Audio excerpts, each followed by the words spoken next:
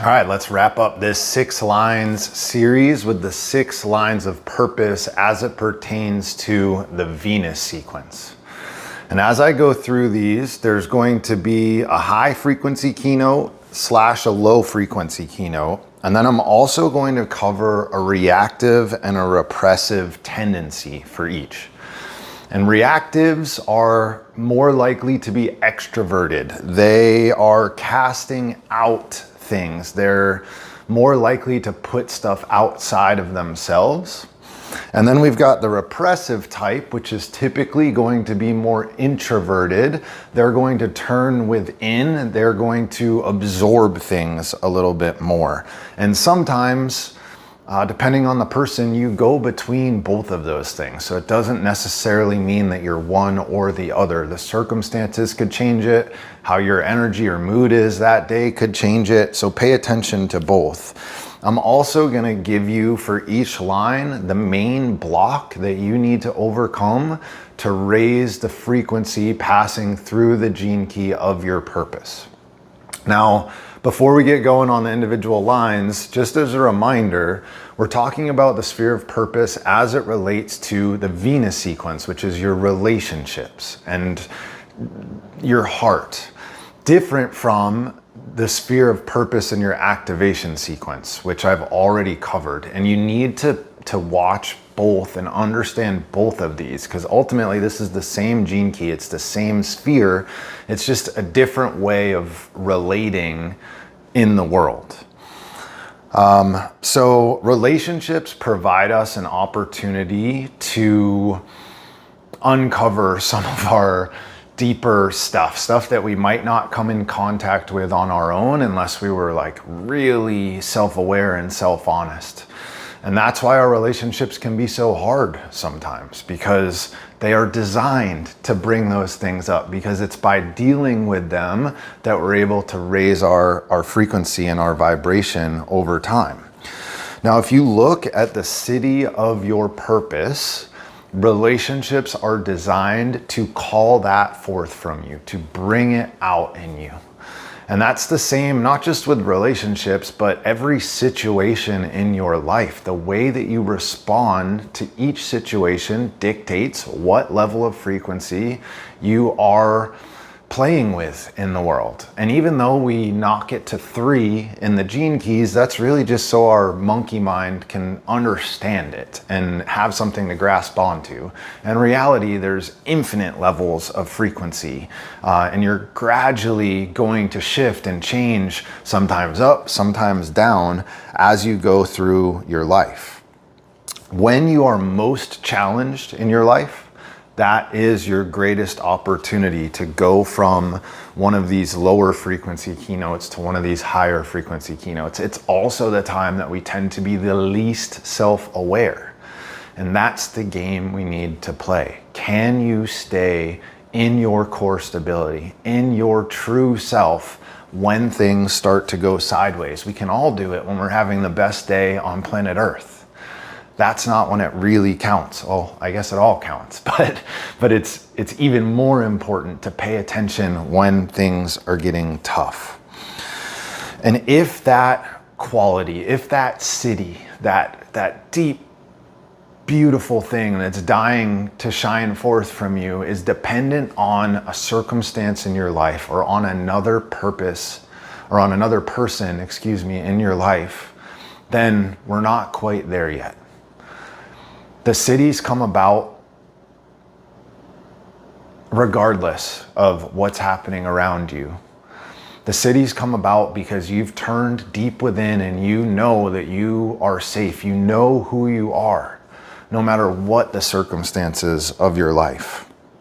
And so what we need to try to do is commit to our relationships, all of them, be it with your boss, with your children, with your significant other, because that commitment is what allows you to stick in there when things get hard. It allows you to do this deep work.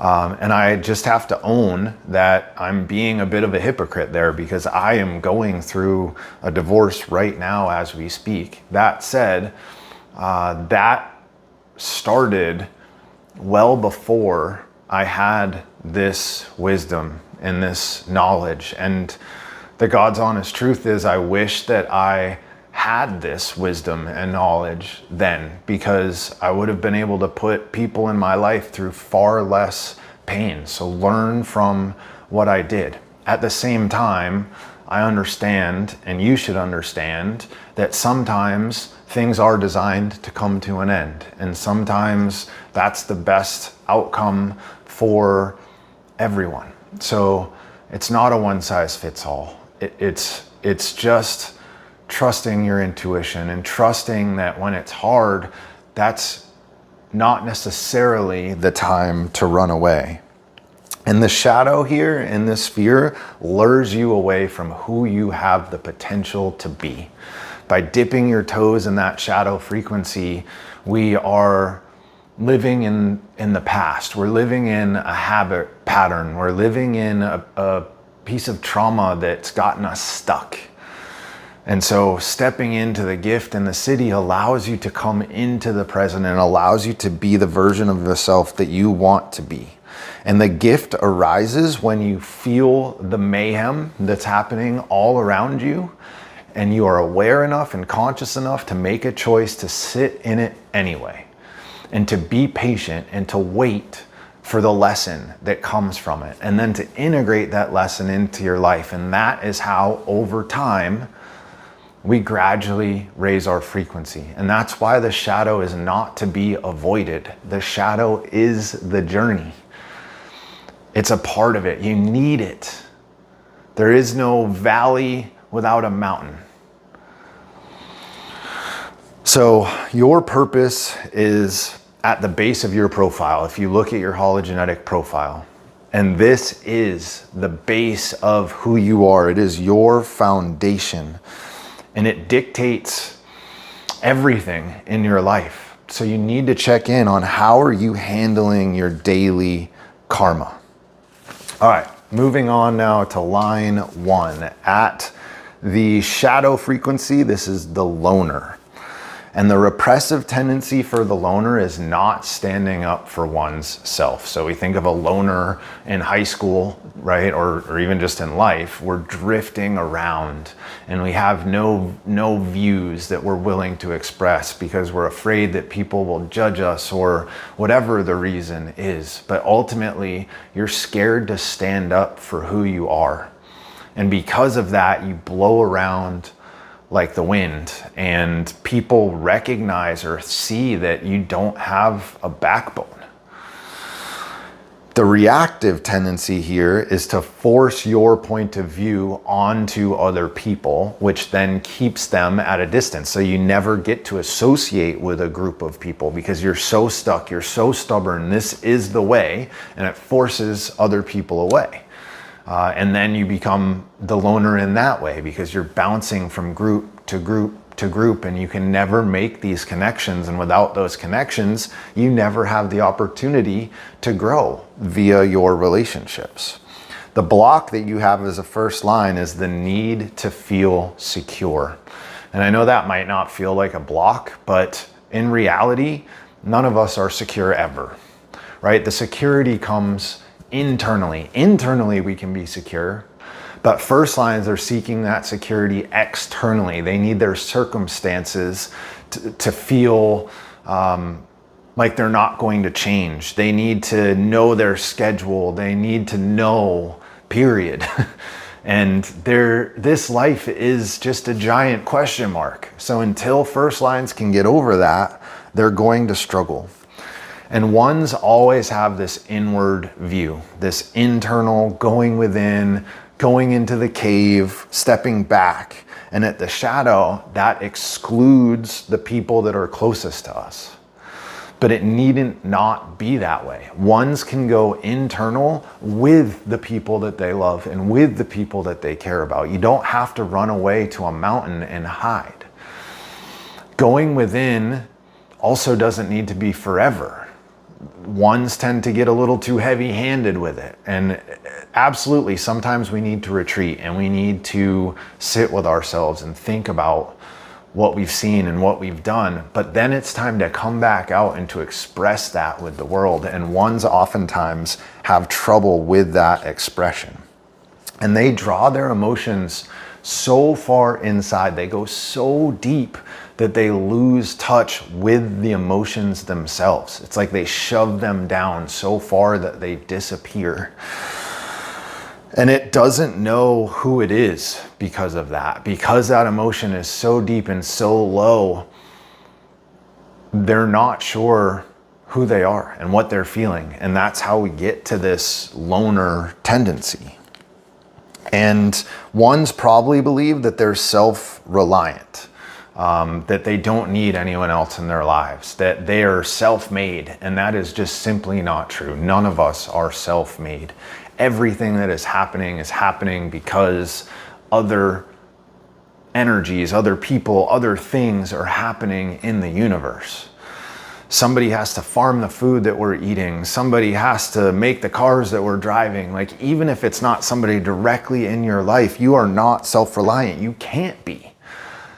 We're all connected in so many ways. But ones see themselves as self-reliant, and oftentimes that makes other people's emotions bother them. They're like, I keep all this in, why can't you get it together and do the same thing?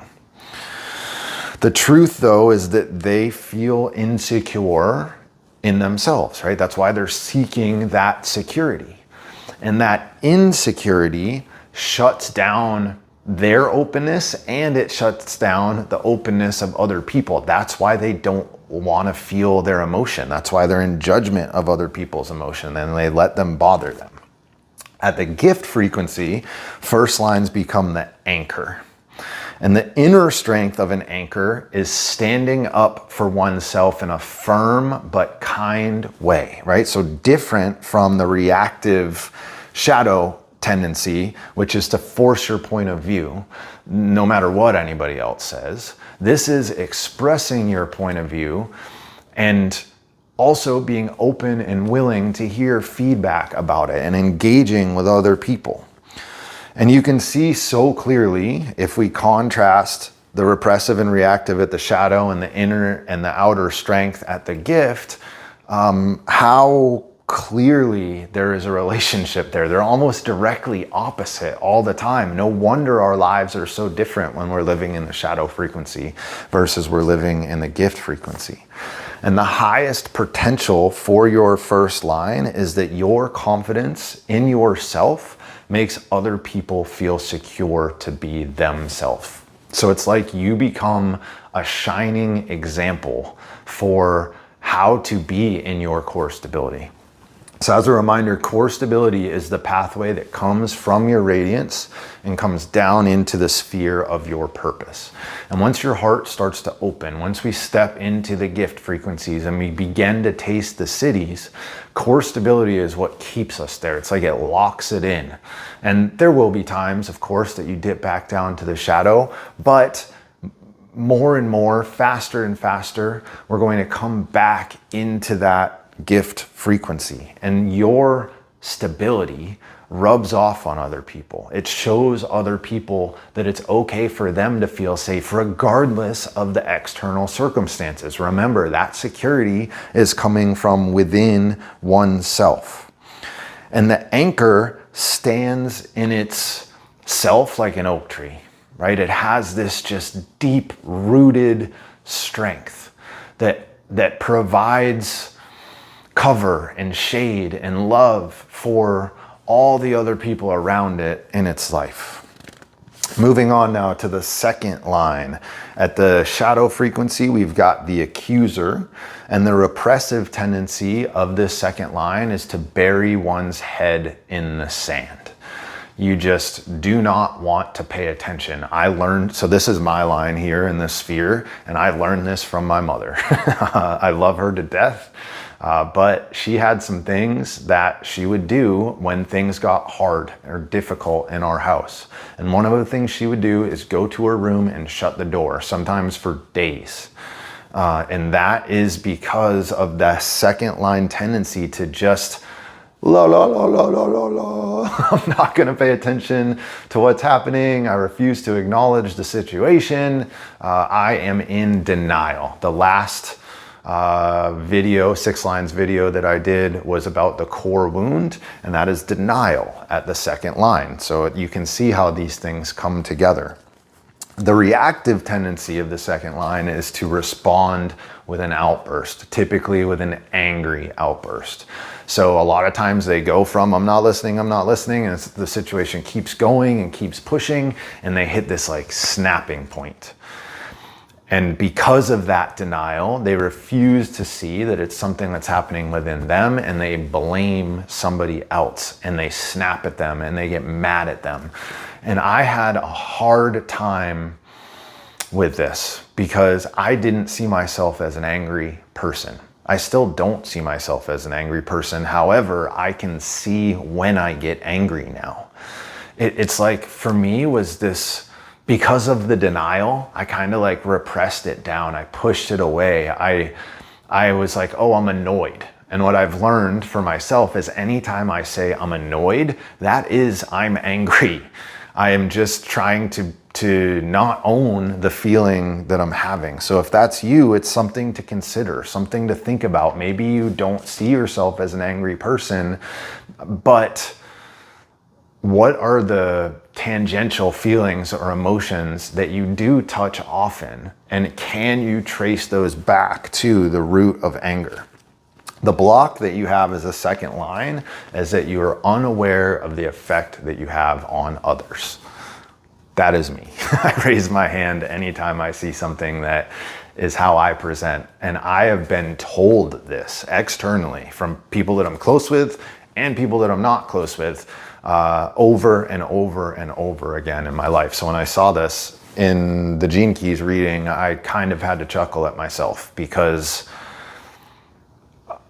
I couldn't see it, but other people around me were like, dude, you have got to pay attention to what you're saying and how you're saying it, because you have a deep impact on what's happening. And in my brain, I'm just like spouting off at the mouth and nobody really cares. And I'm not hurting anybody, and what's it matter?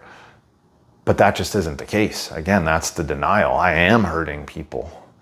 And sometimes to the point that they come to me and tell me, and you know, if somebody has the courage to come to you and tell you, that was a deep hurt that you cast on somebody else. So 2s are going to tend to get lost in the charge of emotions. So when emotion gets high, there's like this switch. So there's a book called Green Lights that I really love. It's Matthew McConaughey's book, who it's like more life lessons than memoir. But he has this, what he calls berserker switch. And it's like this snap, like something happens and you see like the soul get sucked away from the eyes, and there is no thought, there is only pure reaction. And that's why the denial can come up, because it's like you're not even in touch with what's happening. You're just blinded by the emotion that's pouring through you, and you refuse to own that emotion. Like I was saying with the anger, instead you throw it out on somebody else. It's their fault that you're feeling this way, but nobody can make you feel any way. That is your responsibility. That is your feeling, and you get to choose whether you engage with it in that way or if you alchemize it to do something cool. Yesterday, I just woke up angry. I had a ton of rage, and so I put on Nirvana and 9 Inch Nails, and I hit the pillow on my bed for like 5 minutes, and I screamed into my pillow, and I tried to move that rage through, and then from there, I made something. I created something, or at least I outlined something that I wanted to make because of that feeling. So we have a choice in how we're going to engage with these things. And the root of your pain as a second line is the refusal to take responsibility. When you start to own the feelings, that's when life improves, and it happens almost instantly. But you have to stay self-aware. We have to sit in it when it gets hard. We can't bury our head like the repressive likes to do here. You've got to pay attention, and you've got to own what's moving through you at any given point. And you're either going to become super stubborn as a second line, or you're going to cast out, scream, yell. So the stubborn side of things is just like putting your foot down and you're a jerk and I'm not listening to you. But that's still, even though you're pretending like you're not engaging, you're still casting blame out on the other person that's sitting across from you. All right, the natural at the higher frequencies. And the inner strength of a second line is its ability to respond to life spontaneously. Just like I said with the first line, we never know what's coming. It's impossible to have external security. Well, twos are in touch with that at a high frequency, and they are able to surf the waves of life. Regardless of what is thrown at them, they have this ease about them that allows them to engage with the world in a way that makes a situation better, makes other people feel better, makes them feel better. That is like the true gift of a second line. And the outer strength is that you can be at peace with others because you know how to flow with any given situation. It doesn't matter what somebody else says. It doesn't matter what the situation is. You're just going to take it in and you're going to figure out, okay, how can I interact with the world and with another person in a way that makes everyone feel good, in a way that adds peace to a situation instead of making it worse. And your highest potential as the natural is that your easygoing nature allows other people to relax within themselves, much like the first line that provides the security that eases people. Here, it's this flow, and it allows people to loosen their grip on a certain situation. And innately, you're so in tune with the flow of life or with the flow of any given relationship. And that's what makes it easy for you to respond. It's almost like intuitively, you know what's coming before it actually comes. And you're able to engage with it, like you're able to forecast, to project in a positive way an outcome and adjust your behavior, adjust your response to guide situations and people towards the best possible outcome. Now that doesn't mean, and this is something that I did for a long time, this doesn't mean losing yourself like the first line loner in that process. We still stay true to ourselves. We just know how to be ourselves in the best possible way, in the way that's going to make a situation feel good for everyone involved. Also with relationships, it's the same thing. Like you can guide or be involved in a situation that allows every interaction you have with someone that you care about in your life to have both parties feeling better when they leave that interaction. And you're always going to find an easy and natural way to express yourself. So this goes back to like what I was talking about with my rage event yesterday. Like there is something that you can do that is not hard that allows you to express the feelings. And a dead on clue every single time for a second line is if it is hard, it is not the right thing. We're told that life needs to be hard, that you need to work hard, and all of our language is like our whole culture is based on it being hard. And if you're not sacrificing, if you're not killing yourself, you're not going to get anywhere in life. Well, for a second line, that is like the worst advice on planet Earth. You need to find the easy way. It's like in the Tao Te Ching, the way, right? We don't want to go too far one direction, too far the other direction. We stay on the middle path. And your aura as a second line allows other people to open up. It allows other people to begin to flow with life. And that is your greatest gift. Moving on now to the third line at the shadow frequency, or at the lower frequencies, we've got the escape artist. And the repressive tendency here is to divert attention away from one's self in one way or another. Oftentimes it's done with humor. for a third line, but there's plenty of other ways to do it. You can say, look at that other situation that's happening over there that's so much worse or even so much better. Anything that stops you from paying attention to me. The reactive tendency here is to create emotional drama. So by creating a dramatic situation outside of yourself, your theory is that people are going to pay more attention to the situation and less attention to you.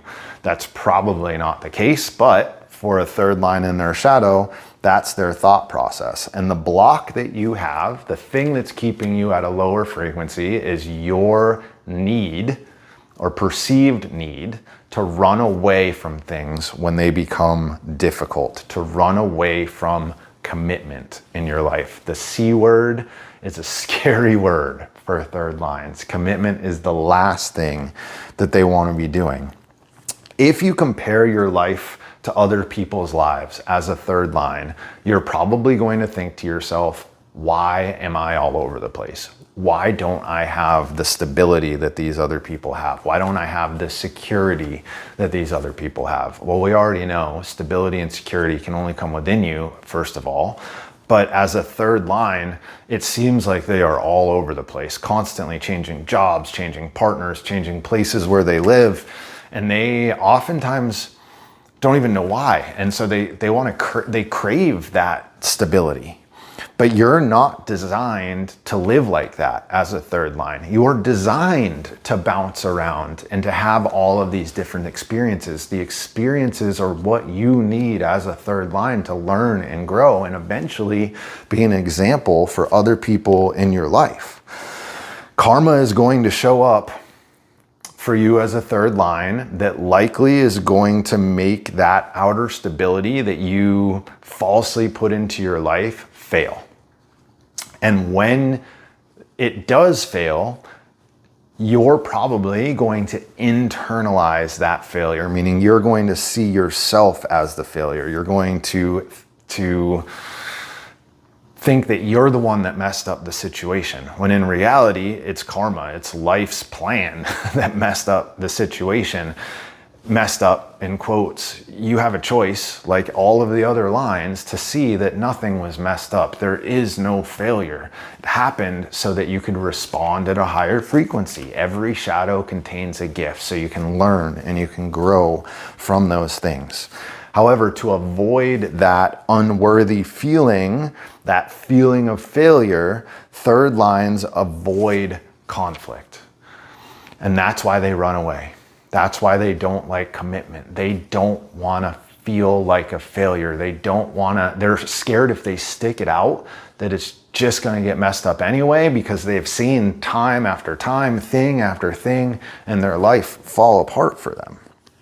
And like I said, oftentimes third lines are diverting attention away from themselves via humor. And this isn't a deep humor that is like rolling with life and laughing. This is like a making fun of somebody else or making fun in a self-deprecating way of oneself. And it tends to distract people, tends to help people get lost, but it stops the opportunity for a third line to stay in the situation and to learn the lessons that they need to learn. The reactive tendency here stirs up drama so that they have an excuse to run. That's why they create the drama in their lives. So they can point at it and say, see, look how messed up this situation is. I am out of here. But that was created by the third line, consciously or unconsciously, so that they stay stuck in that rhythm, in that shadow pattern. Remember, the shadow patterns are like cycles. They keep coming back over and over and over again until we are willing to look at them and learn from them. At the higher frequencies, this is the adventurer.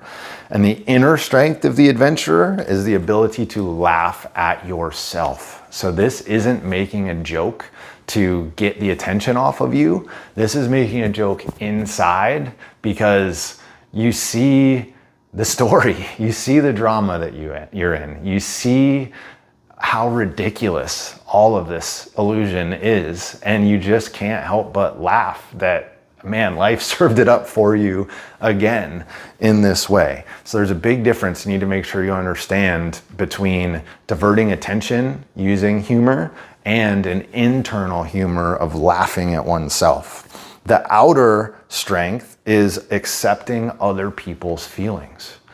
So when we start to accept another's feelings, we're a lot less likely to run away from them. In fact, we want to stay with them and help them get through those feelings. And your highest potential as a third line is that your enthusiasm for life is contagious. You have all of these experiences and things keep changing, and it can be really cool when you're at a higher frequency. You can really get to see the world and try new food and do cool, crazy, fun, adventurous stuff. And that rubs off on people. That enthusiasm, other people see it and they want it, and it brings them back into the world and makes them want to engage like you do. To laugh at yourself is an act of compassion for both you and the other person, because the alternative to that is to get pissed at yourself. It's to shut down, it's to create a drama and to run away. So if you can laugh at yourself, it's like you're accepting or embracing the situation. And in doing that, it is an act of compassion for another because it allows you to stay, right? Like I was saying, it allows you to sit in other people's feelings and to accept them and to be with them when it's hard. And sometimes when third lines are coming from that place, they can make an external joke and it can lighten a situation and it can make everyone feel better. And that's a compassionate act. And you gain this ability for internal humor, for this compassion through all the dramatic experiences that you created. So again, the shadow is what leads to the gift. You need all the mayhem, you need all the experiences, you need all the change, because that's what gives you the wisdom, that's what helps you to learn. And you realize that you're fallible in that moment. You realize that things in life are just unexpected, and sometimes there's nothing that you can do about them. And you realize that that's okay. And that in fact, for you, you need it, because that's what allows you to share your gift, to share your city with the world. As long as you're committed to being yourself, you get to embrace the adventure of life. Because what's happening externally cannot affect what's happening internally unless you allow it. And so staying true to yourself, staying committed to yourself, which is the opposite of what threes want to do. They want to run. But when they stay true, when they stay home, you get to embrace the adventure and you get to trust in life. And it's that trust in life that brings the enthusiasm that you have for life that then translates to other people having that same enthusiasm for life. So you can see how clearly all of these things are related. Moving on to the fourth line now, at the lower frequency, we've got the politician. And the repressive tendency of the politician is to go emotionally numb.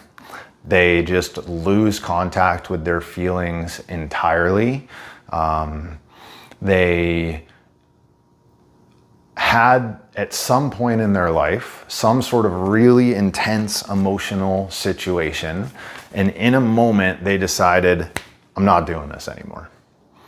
And from that moment on, each time a really high, really emotionally charged situation happens, they shove their emotions down so that they can disconnect from them. The reactive tendency of the politician is to cut other people off in a cruel way. It's like a preemptive strike.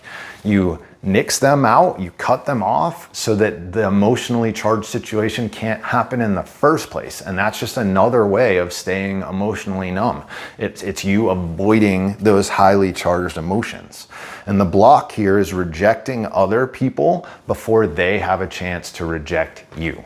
That is your giant challenge as a fourth line, is making a choice that even though somebody is going to say something or going to do something that is going to be challenging for you, choosing to engage with it anyway. Choosing not to kick them off the island or cast them out. And the politician uses their social gifts as a way of concealing their emotion. So 4s are the line of community. They're very, very good at interacting with people and groups of people. And because of that, they're able to steer and guide situations in ways that allows them not to feel their emotions. And lines 3 and lines 4 are the most obviously outwardly emotional. But at the shadow frequency, it actually seems like the 3rd and 4th line are the least emotional because of these tactics, because of the avoidant patterns that they have to not feel the emotion in the first place. So it's tricky because really, in reality, they are the ones that are the most emotionally charged, maybe, I don't necessarily love that word. That sounds more like 2, but you get the idea of what I'm saying. But at this lower frequency, nope, they're avoiding it from happening in the first place. So the 3rd lines run away. The 4th lines pretend everything is fine. This is the, I'm fine, you're fine, things are fine, everything's okay. We're gonna be great, even though things are not fine. Things are falling apart. But 4th lines have cut themselves off for their emotions. They're emotionally numb, so they're not gonna feel it. They're gonna pretend like everything's okay. And in hard emotional situations, 4th line's heart just shuts down. And that's what leads to this numbness. So if you're a 4th line and you feel this constriction in your chest, it's time to pay attention. It's time to be aware, because that is likely you cutting yourself off. The numbness is there for a reason. What the numbness allows you to do is your brain starts to take over, and that is how you can be the politician. You can shove the emotion down and you can talk to people in a way that makes them respond in a certain way, or makes them do something that makes you not have to feel the emotion that you have inside of you. So that numbness emotionally almost like kicks the mental body up into high gear. However, the mental body is not what runs us. It's only a very small piece, even though we identify with it the most, especially in Western culture. It's really a small piece of what's happening inside of us. So your numbness emotionally causes your brain to take over, and then when you engage with somebody else, you feel cold, which is another one of the 4th line keynotes. I forget which sphere it is. But that coldness is coming because you are cut off, because there is no emotion there. At the higher frequencies, this is the nurturer. And the inner strength of the nurturer is that you can be gentle with yourself. You can allow those feelings to come in, and you can be kind, and you can be slow, and you can be easy with them, because you know you have a tendency to shut them off. So you just have to be slow and be gentle. And the outer strength of the nurturer is that you can connect deeply with other people. Because you are able to stay in your emotion, other people can feel that. And when other people can feel that you are emotionally connected, they will share with you emotionally. It's wild, but it's the truth. I went 30 years without having an emotion, essentially, or at least without feeling it. And my life reflected that. And then when I started to feel my emotions again, the conversations that I had with people, it was crazy. So at the time I owned a gym, and every single person that came into my gym, I would have a conversation with them, like a 30-minute conversation, to make sure that they were a good fit, because we did a lot more than just fitness there. We had whatever, that's for another time. But those conversations got so deep when I started to get in touch with my emotions. I had to keep tissues on my desk because people would cry. Like, it felt like maybe 25% of people that came into the office we would touch something that would make them tear up. And that was because I was connected again to my emotions. The highest potential that you have as the nurturer here is your generosity allows other people to accept themselves. So because you're kind with yourself, other people feel that and at a deep level think that they can be kind with themselves. And it's from the shadow that you learn this kindness and this gentleness and this patience internally with yourself. And when you do that enough times, you learn how to help other people walk through the same process. What just came to mind is as like a psychoanalyst or a therapist here. Like that is a very fourth line energy in this respect, because you're guiding people to accept themselves. And it is all about self-acceptance, right? The second line that I am here, the things that I am blaming other people for are the things that I see in myself that I cannot or will not accept. And your gift as a fourth line is to help people like me accept those things. And that's why all of these lines play off of one another. And even though you are one of them, you need to be aware and pay attention to all of them. That's why I tell you to watch all of these each time I put something out into the world, because it will change your life. You've gone numb so often as a fourth line that you know how to parent yourself. You know how to come back from that.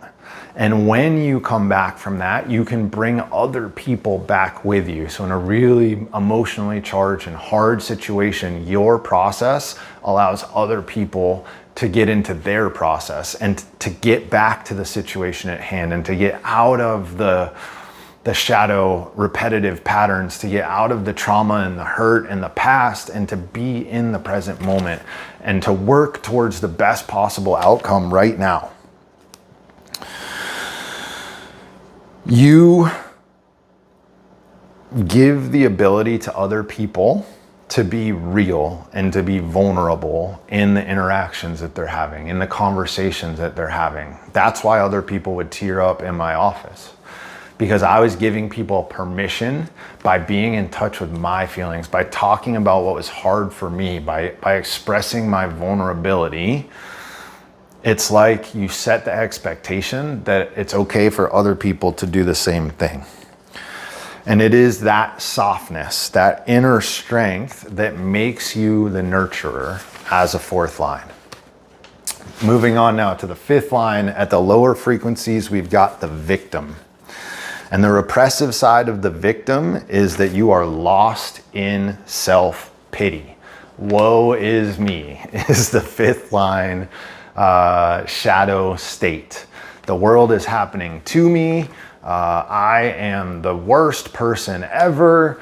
Everything is terrible. Look at all these bad things that happened to me. That is that fifth line repressive. The reactive side is that you can't handle that feeling. So instead, you make other people feel like the victim. You turn it around on itself and you figure out, how can I be the manipulator and victimize somebody else? And the block that you have is that you create this illusion in your mind so that you can stay trapped in your mind. So much like the fourth line, it is an energy that allows you to like weave a web of lies. And it might not be outward lies, it might be lying to yourself, but ultimately there is something that you are using that is not reality, that is keeping you stuck in your head. And all shadow states are victim states. That's important to know. However, the fifth line plays to that victim state. It uses guilt on other people as a way of manipulating because they are in that victim state. And at the repressed frequency, this is like a complaining tone, a constant, like I said, woe is me. Look at all the shitty things that are happening in my life. And you, because of that, create that reality for yourself. You create a reality where you are worthy of other people's pity, but that keeps you stuck in that victim pattern because yes, you're getting the attention. Yes, people are seeing that your life is hard and you like it at some level and you recreate it over and over again. The reactive side uses their voice, which is the 5th line keynote in the sphere of purpose in the activation sequence, right? It's frequency, voice, tone. They use their voice to belittle other people. So again, you're victimizing others, which allows you then to take advantage of them because you've lowered their confidence. You've made them feel like they're to blame, and then you get to manipulate the situation. This was also so me. Like, I only have one 5th line, and it's in my sphere of SQ. But for whatever reason, I really identify with this 5th line energy. I think part of it has to do with the fact that I'm a lot of 6th lines. So 6 lines are kind of a blend and have different phases of their lives. And I think I got really heavy into this 5th line energy, both sides of the shadowy side. I would victimize myself and woe is me, and I would control and manipulate situations all of the time. And I would use, a lot of times 5s are gonna use their sexuality to do this too. And it allows you to not have to feel anything, to stay in your head, and to get the outcomes in your life that you want to get. The problem with that, what 5th lines don't see, is the outcomes that you want to get oftentimes don't align with the outcomes that the universe wants to give you. And so you march down this path, and then all of a sudden, one day, your whole world falls apart because you were building based on your ego, not based on what the universe or God was trying to offer to you. The leader at the higher frequencies of the 5th line has an inner strength of seeing things clearly. Practicality is what the 5th line is all about. So they're able to see what's happening in a situation. Now they're involved in the situation. 6 lines have a very clear vision as well. However, they're kind of pulling themselves out. They're separate from it. 5s have a clarity from in it, which I was in the Marine Corps. That is like a vital skill for commanders that are on the lines with their men, right? You need to be able to be in it and to lead and guide, and at the same time, have this overarching view of what's happening all around you so that you don't get bogged down. You don't get flanked and attacked from this other place that you weren't paying attention to because you didn't have clarity around it. The outer strength uses clarity to help other people. So you can see not just what's happening in your life, but you can see clearly what's happening in other people's lives. And because of that, you can tell them what's happening and you can help them move on to the next right step. It goes from manipulation to guidance to leader, which is what the 5th line is all about. And the highest potential here is that your practical mind makes you a leader. Your practicality and ability to solve problems, other people see that and they turn to you for help, for guidance. And you have to step into that as a 5th line. We need awake and aware 5th lines that are at these higher frequencies, because lower frequency 5s are also oftentimes end up in positions of leadership. And think about what that looks like. That's how we get into a lot of trouble. Leaders of movements using manipulation to accomplish things for their ego. If we want to stop that from happening in the world, which I know I do, and I know many of you do, as 5th lines, you need to step up. Step up into that leadership role and help others from a pure place, from your heart. And at the shadow, 5th lines see their life based on individual survival. But here at the leader frequency, at the higher frequencies, you can see, because of your clarity, that there is no individual. We are all connected. We all come back together. What happens to you happens to me. If things are bad for you, things are bad for me. Might take some time to filter back this way, and that's what fifth lines at the shadow frequency don't see. But at the gift frequency, you have that clarity of vision. You understand that and you can act on it. You get to help people because it helps yourself. I mean, it's also just the right thing to do. And as a fifth line, you'll know that too. But it can also have some self-motivation in there in that you are me and I am you. When you see that when you see that we're all connected, you show that to other people. You kind of give them a new frame, a new view on the world. And you do this with a follow me attitude. So it's not like, you're not like describing this like I'm doing right now in my classic sixth line teacher way, but you are enacting it, you're embodying it. And it's that embodiment that gets other people to follow along with you. That's the difference between a boss and a leader, right? Bosses say, do this. Leaders say, follow me. And that makes a big difference in how people interact with you and interact with the world. You, as a fifth line, are going to have this magnetic energy that everyone can feel. And that's why you're good at manipulation. And it's also why you're a good leader. It's why people flock to you and will be around you and look to you for guidance. So use that magnetism. It's not a bad thing. In fact, it's a great thing. You just need to make sure that you're using it with pure intentions, with an open heart. All right, lastly, sixth line, we've got the judge and the visionary.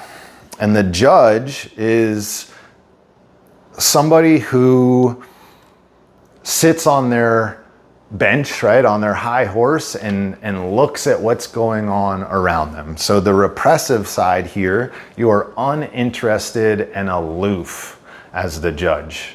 You don't really care.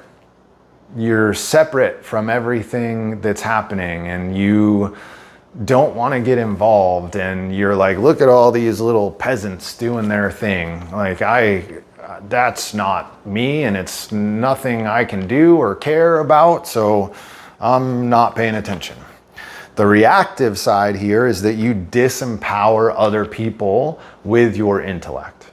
So because you are separate from a situation, you have the ability as a sixth line to run circles around people that are getting stuck, quote unquote, in their emotion. In reality, those people really need to pull the sixth line in with them, but sixth lines don't want to do that. Instead, they want to, like spiritually bypass or use the intellect as a means of like looking at people and saying, why are you doing that? You're being so silly. The main block that you have as a sixth line is that you exclude yourself through judgment of everything and everyone. That is me. You think oftentimes that you're better than other people and that all these people are silly. Why can't they see the vision? Why can't they see what I can see? Why can't they see this piece over here? Why are they acting that way? It makes no sense. And because you are thinking that way, it is causing you to judge. It's causing you to belittle others, to make them seem small in your eyes. And you as a sixth line have a sense of detachment that is different from the other lines. You are carrying us forward to something new. And because of that, you need a little bit of space between the old. However, that detachment, yes, it can be a strength, but it can also be your downfall. You can get too far away, too far removed. And people have a hard time interacting with you. At the shadow, at the lower frequencies, the sixth line never comes down to be a part of the world. And in human design, from the very little that I know about it, they talk about sixth lines going on the roof and having this separation from the rest of the people in their houses, right? And sixth lines sometimes get stuck up there and there's just too big of a gap And if there's too big of a gap, people aren't going to listen. They're not going to pay attention. You're not going to be able to bring that new vision into the world. And that makes others see you as this arrogant asshole, essentially. And that again is me. You really, though, are just out of touch with your feelings, the same as a lot of these other lines. You are unwilling to be a part of the world. It's almost like you get carried away too far in this spiritual direction, and you avoid getting your hands dirty. You avoid being in and of the world. And that makes other people, you seem like a jerk. You seem like an asshole. Really, though, you're disempowering others by analyzing their emotions. Like I was saying earlier, it's like you can pick people apart because of your separateness. However, that emotion it's not like somebody's choosing that emotion, right? They choose how they react to the emotion, sure, but they're not choosing the emotion itself. So who are you to judge what's happening? And it's hilarious because you're judging this other person for the emotion, when in reality you should be judging yourself because you're not in touch with your own emotions. You should be able to understand. As a vision holder, you should be able to see why this is happening. But at the shadow frequencies, we don't. At the higher frequencies, we become the visionary. And your inner strength as the visionary is to include yourself in every level of life. You cannot take us to a new future if you are not part of the present. The outer strength is that you act as a role model for other people. Because you are in and of the world, yet you hold this future vision, the direction that we're headed, you act like a new version of a human. You act like a high potential for other people, this like role model for others to look up to and to be with. But that doesn't happen from being disconnected and like this do as I say, not as I do attitude. It happens from the opposite. It happens from being there shoulder to shoulder with people and simultaneously knowing that there's more than we can see. Your highest potential as a sixth line is that your trust in life helps others to trust in themselves. Six lines at a high frequency just have a deep faith in nature, in God. That's why oftentimes they become spiritual seekers, sometimes to their own detriment. But it's just this knowing that we're in a story and we don't really have that much control of what's happening. And I might as well trust. I might as well believe what so many different schools of thought and teachers and holders of wisdom have said, because the opposite is believing that life is, that I should be indifferent to life. And that is what allows a lot of bad stuff to happen. So you have to learn as a sixth line to trust people again. You have to learn to trust yourself again. Like I said, it's a return to innocence. And it comes from trusting the process, trusting everything that's happening. Like I just said, you have that within you, including trusting when you're at the lower frequencies, when you have that lack of feeling, because again, that shadow is what gives you the gift. So if you are in that place now, it's okay. Be aware of it, begin to work with it, begin to interact with it. Realize that your mind does not have the answer that you are seeking. You cannot get to truth through your brain.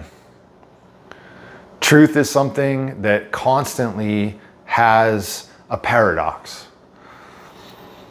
And the only way that we can get to truth is with our extra senses, with our gut, with our intuition.